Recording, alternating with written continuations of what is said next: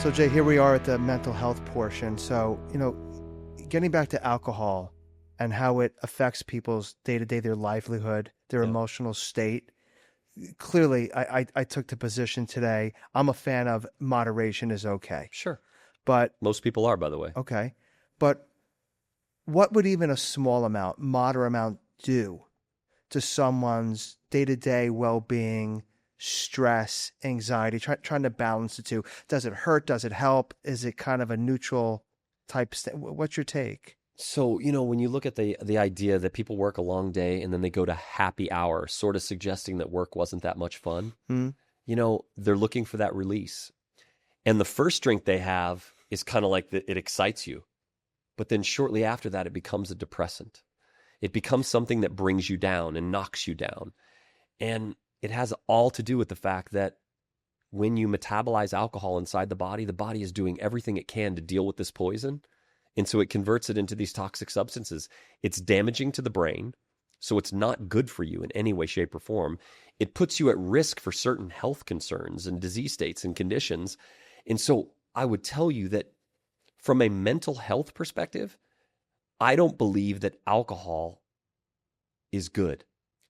So let's say someone's going through something and they're like, man, I just need a drink. I'm dealing with something today. I got to get out of my head. Take the edge off. I'd take the edge off. Totally get it. I don't think I've ever talked to somebody where they said, I had 4 or 5 drinks last night and I'm better than I was the day before. They just haven't. They might have escaped for a minute.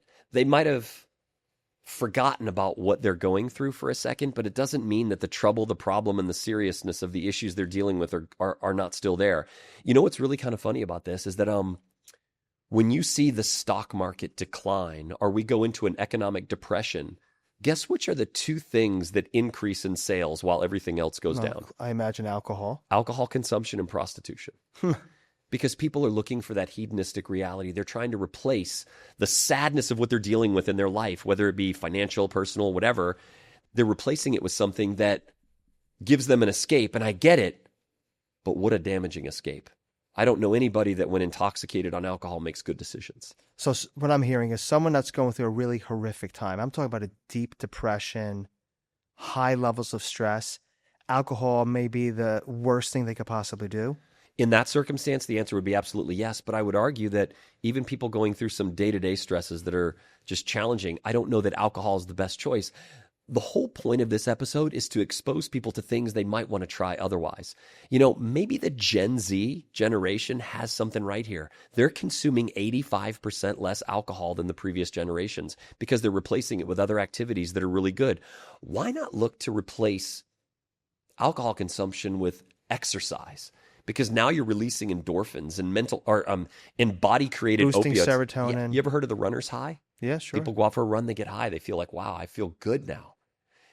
Why not achieve feeling good as opposed to trying to be depressed or brought down? See, this research exposed something in me that I can't deny now.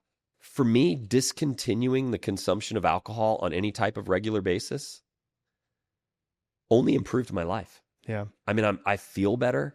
I never wake up hungover or problematic. My 50th birthday, you were there. Yeah. I tied it on a little bit too much. I felt like death for 3 days, clearly telling me that my body just can't handle that anymore. A couple of years ago, my wife and I came back from a vacation and I just stopped and I felt better. It was like God telling me, hey, are you happy that you built your, because I just completed my bourbon collection because I'm a big bourbon guy. I love bourbon. And it was like God telling me, all right, it's time to switch. So I have this collection. I don't even drink it anymore. Yeah. Now they're just like ornaments on the shelf. I honestly don't regret it. I've never felt better. I want to shift the conversations for a second back to a supplement. So I want to get your take. It'll be a twofold question. Yeah. On milk thistle. Yeah.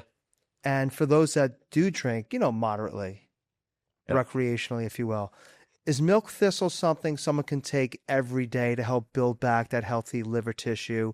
And then the second part of that question is, before someone goes out drinking for the night, should someone take milk thistle before or after, if you will? What's the best way to use it?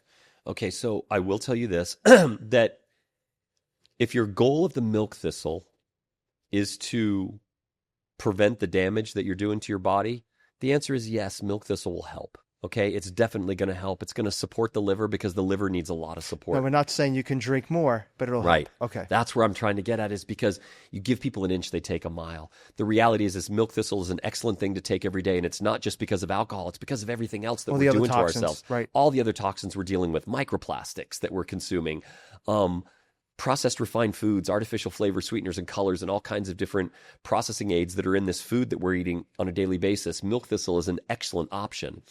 Now, the only thing that I would add to milk thistle if you're going to go out drinking is electrolytes. Keep yourself hydrated. That doesn't minimize the hangover. It just makes you feel better and keeps you hydrated, because alcohol also dehydrates the body. Great. All right. Super informative. Look, guys, life comes at you fast, okay? I'm a new dad, all right? With new responsibilities. I mean, I got laundry to do, trying to figure out how this stroller works. I'm changing diapers for days over here. The fuel that fuels me is Aonic fuel. God, that's good.